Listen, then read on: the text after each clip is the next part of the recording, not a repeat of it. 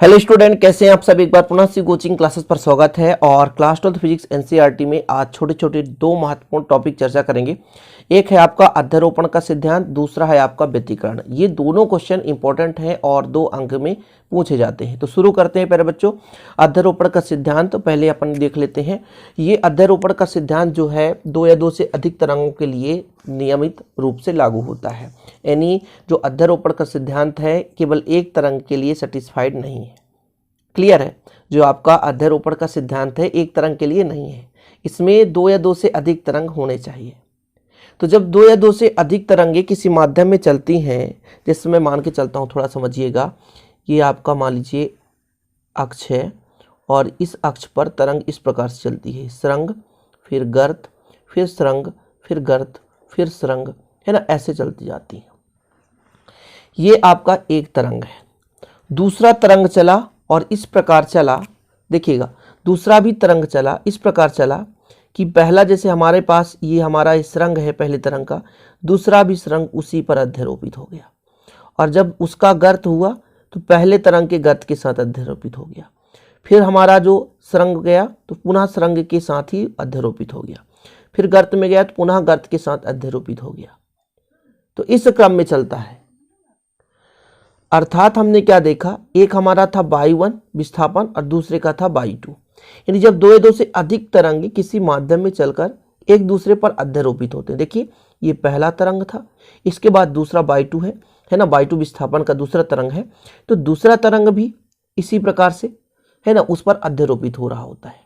तो इनका जो टोटल विस्थापन होगा, परिणामी विस्थापन होगा, वो दोनों के योग के बराबर होगा। दोनों तरंगों कितना विस्थापन है उसके योग के बराबर होगा। यही चीज लिखा गया है। जब 2 या 2 से अधिक तरंगे किसी माध्यम में चलकर एक दूसरे पर अध्यारोपित है, मतलब जब 2 या 2 से अधिक तरंग, ये 2 तरंग आपको दिख रहे हैं, हो सकता है तीसरा तरंग भी हो जो उसी प्रकार से बिल्कुल इनके माध्यम पर अध्यारोपित होते हुए सुरंग के साथ सुरंग, गर्त के साथ गर्त, और ऐसे तरंगे चल रही हो। ठीक है। तो जब 2 या 2 से अधिक तरंगे किसी माध्यम में चलकर एक स्थान से दूसरे स्थान तक चलती हैं और एक दूसरे पर अध्यारोपित होती हुई जाती है, तो किसी क्षण कहीं भी यदि हम यहां पर निकाल लें, किसी भी क्षण यहां का निकाल लें, इस बिंदु का निकाल लें, इस बिंदु का निकाल लें, यदि हम यहां पर निकाल रहे एक बिंदु P है, तब इन 3 तरंगों का क्रमशः विस्थापन y1 y2 और y3 होगा, जो कि तीनों के योगफल के बराबर होगा कुल विस्थापन। यही है अध्यारोपण का सिद्धांत और कुछ भी नहीं है। कुछ भी नहीं है। 2 ही चीज, मतलब यहां पर एक चीज ध्यान रखना है कि यहां इसमें एक से अधिक तरंगे होना चाहिए, और जो कुल विस्थापन यदि कुल विस्थापन निकालेंगे प्यारे बच्चों, तो फिर हमारा टोटल विस्थापन जितने भी तरंग होंगे उनके योगफल के बराबर होगा। लेकिन इसके अपोजिट एक चीज और है। यदि हम मान के चलें ऐसा कि हमारा एक और तरंग है, मान के चलते हैं 2 तरंग लेकर चलते हैं, एक का सुरंग ऊपर गर्त नीचे, सुरंग ऊपर गर्त नीचे, ऐसे चल रहा है। दूसरा संग जो तरंग है सेम चल रहा होता है लेकिन अपोजिट होता है एक दूसरे के। मान लेते हैं दूसरे का सुरंग नीचे है, गर्त ऊपर है, सुरंग नीचे है, गर्त ऊपर है, तो फिर यहाँ पे जो परिणामी विस्थापन होगा वो माइनस में होगा, एक दूसरे के विपरीत, ऐसा निकलता है। ठीक है। तो आपका 2 नंबर का क्वेश्चन बनता है यहां से कि जब 2 या 2 से अधिक तरंगे किसी माध्यम से चलकर एक दूसरे पर अध्यारोपित होती है तो किसी क्षण पर माध्यम के किसी क्षण का परिणामी विस्थापन प्रत्येक तरंग के कारण उस कण के विस्थापनों के सदिश योग के बराबर होता है। जितने भी कण होंगे उनका सदिश योग करेंगे, कुल परिणामी विस्थापन आ जाएगा।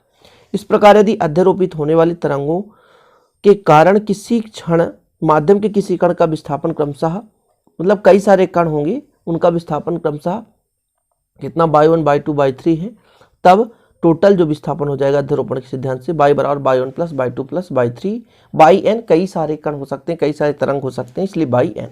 यही अध्यारोपण का सिद्धांत। 2 नंबर आपका क्लियर है। ठीक है। इसके बाद हम बात कर लेते हैं क्या, प्रकाश का व्यतिकरण। प्रकाश का व्यतिकरण क्या है कि जब लगभग समान आयाम और समान आवृत्ति की 2 तरंगे, समान आयाम और समान आवृत्ति का मतलब क्या हुआ, आवृत्ति मतलब एक, जैसे हमारे पास 2 तरंगे हैं, एक तरंग 1 सेकंड में 25 बार कंपन करता है, तो दूसरा भी 25 बार कंपन करना चाहिए। और आयाम क्या है? किसी भी तरंग में अधिकतम सुरंग की ऊंचाई या गर्त की गहराई उसकी आयाम कहलाती है। तो जब दो तरंगें समान आयाम और समान आवृत्ति के इस प्रकार गमन करती हैं कि उनकी दिशा एक ही हो, तब जो अध्यारोपण के कारण आयाम में विवर्तन हो जाने से माध्यम के भिन्न भिन्न बिंदुओं पर प्रकाश की तीव्रता में कमी आती है, भिन्न भिन्न होती है, इस घटना को व्यतिकरण कहते हैं। कुल मिलाकर के प्रकाश की तीव्रता में परिवर्तन हो जाना प्रकाश का व्यतिकरण है। प्रकाश की तीव्रता में परिवर्तन हो जाना प्रकाश का व्यतिकरण है। इसको आप डायग्राम के माध्यम से समझोगे। मैं मान के चलता हूं प्यारे बच्चों, ये आपका अक्ष है। प्रकाश किरण एक इस प्रकार से चल रही होती है, आयाम और आवृत्ति समान है, दूसरी नीचे से जा रही होती है, ऐसा। आयाम आवृत्ति समान है। आयाम का मतलब क्या होता है? सुरंग की या अधिकतम ऊंचाई या गर्त की अधिकतम गहराई, यही इसका क्या है? आयाम है। आवृत्ति का मतलब 1 सेकंड में यदि पहला तरंग 50 बार कंपन करता है तो दूसरा भी सेकंड 1 सेकंड में 50 बार कंपन करना चाहिए। लेकिन जैसे जैसे ये आगे कंपन करते जाते हैं, जैसे जैसे, तो इनकी भिन्न भिन्न बिंदुओं पर तीव्रता क्या होती जाती है? भिन्न भिन्न होती जाती है। यानी तीव्रता में परिवर्तन, प्रकाश की तीव्रता में परिवर्तन हो जाना प्रकाश का व्यतिकरण कहलाता है।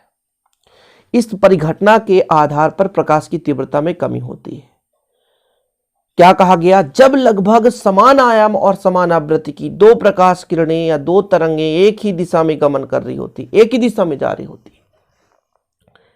तो उनके अध्यारोपण के कारण, अध्यारोपण आपने समझ लिया, अध्यारोपण के कारण आयाम में विवर्तन हो जाने के माध्यम से भिन्न भिन्न बिंदु प्रकाश की तीव्रता क्या हो जाती है? भिन्न भिन्न हो जाती है। यानी तीव्रता में परिवर्तन, प्रकाश की तीव्रता में परिवर्तन प्रकाश का व्यतिकरण कहलाता है। तो यदि व्यतिकरण आपसे पूछा जाए तो इतना आप लिख लेंगे। और व्यतिकरण का प्रकार पूछा जाता है कि व्यतिकरण कितने प्रकार के होते हैं, तो व्यतिकरण 2 प्रकार से होता है। फिर बच्चों मैं यहाँ पर थोड़ा सा आपको दिखा देता हूँ। व्यतिकरण के प्रकार यहाँ पर देखिए 2 प्रकार का होता है, एक संपोषी व्यतिकरण और एक विनाशी व्यतिकरण। संपोषी व्यतिकरण में क्या होता है कि तीव्रता अधिकतम होती है, वहीं पे यदि हम विनाशी व्यतिकरण में देखें तो प्रकाश की तीव्रता न्यूनतम होती है। बस इतना ही डिफरेंस है। दोनों में तरंगों के गति करने की जो दिशा है वो अलग अलग होता है। जैसे मैं यहां पे लेकर चलता हूं, ये पहला तरंग है, ये पहला तरंग है मेरे बच्चों, ये पहला तरंग इस प्रकार से कंपन करता है, ठीक है। इसके बाद दूसरा तरंग हम ले लें तो दूसरा तरंग चलेगा लेकिन ऐसा जाएगा। ये जो आपस में एक दूसरे से मिलते हैं इनकी आवृत्ति समान होती है, जितने बार कंपन, क्योंकि आयाम और आवृत्ति लगभग क्या होना चाहिए? समान होना चाहिए, लगभग समान होता है। ये दूसरा हो गया। इसके बाद हम तीसरा भी यदि तरंग ले लें तो तीसरा तरंग कैसे चलेगा? ऐसा जाएगा, ऐसा जाएगा, ऐसा जाएगा, फिर यहां से ये। तो ये आपका संपोषी व्यतिकरण हो गया, मतलब समान आयाम भी है। यदि एक तरंग का सुरंग है तो दूसरा तरंग का भी सुरंग उसी पर अध्यारोपित हो रही है, ठीक है। यदि गर्त है, जैसे यहाँ पर एक तरंग का सुरंग है, दूसरे तरंग का भी सुरंग है, तीसरे तरंग का भी सुरंग है, मतलब सुरंग के ऊपर सुरंग मतलब अध्यारोपित हो रही है और गर्त के ऊपर गर्त। लेकिन विनाशी व्यतिकरण में ऐसा नहीं होता। विनाशी व्यतिकरण में यदि प्रथम तरंग का सुरंग है तो दूसरे का गर्त है, ऐसा एक दूसरे के अपोजिट।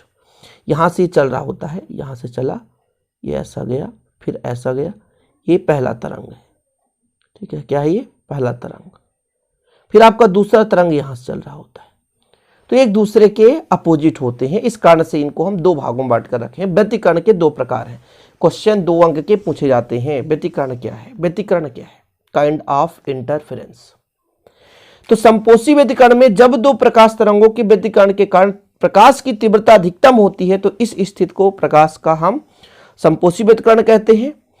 इस स्थिति में यह स्थिति तब निर्मित होता है जब दोनों तरंग समान कला में मिलती हैं, अर्थात दोनों तरंगों के सुरंग अर्थात गर्त एक साथ पड़ते हैं। 2 तरंग चल रही होती हैं, जहां पे सुरंग गई तो सुरंग, जहां पे गर्त गई तो गर्त एक साथ अध्यारोपित हो रही होती हैं, तो संपोषी व्यतिकरण। समझ गए? वहीं पे यदि हम विनाशी व्यतिकरण की बात करें प्यारे बच्चों, तो विनाशीकरण में दोनों तरंगे विपरीत कला में होती हैं, एक सरंग में है तो एक गर्त में हो रही होती है, अर्थात पहली तरंग का सरंग दूसरी तरंग का गर्त, या पहली तरंग का गर्त दूसरी तरंग का सरंग। इस प्रकार से जब ये अध्यारोपित होते हैं तो वहां पे जो व्यतिकरण होता है वो होता है विनाशी व्यतिकरण। कौन सा व्यतिकरण? विनाशी व्यतिकरण। संपोषी व्यतिकरण में जो आपके तरंग होते हैं उनकी आवृत्ति और आयाम समान होती है, एक साथ सरंग पर और एक साथ गर्त पर। सरंग, यदि पहला तरंग सरंग है तो दूसरे का भी सरंग पर ही अध्यारोपित हो रहा होता है, और यदि दूसरा तरंग, ये आपका दूसरा तरंग गर्त पे है तो पहला तरंग भी गर्त पर अध्यारोपित हो रहा होता है। इस प्रकार से व्यतिकरण दो प्रकार के होते हैं। उम्मीद करता हूं आप लोग व्यतिकरण और अध्यारोपण का सिद्धांत दो चीज आपने समझ लिया। वीडियो पसंद है तो लाइक करें, शेयर करें। अगला वीडियो रहेगा प्रतिकरण की गणितीय विवेचना, उसको हम करा देंगे। जय हिंद, वंदे मातरम।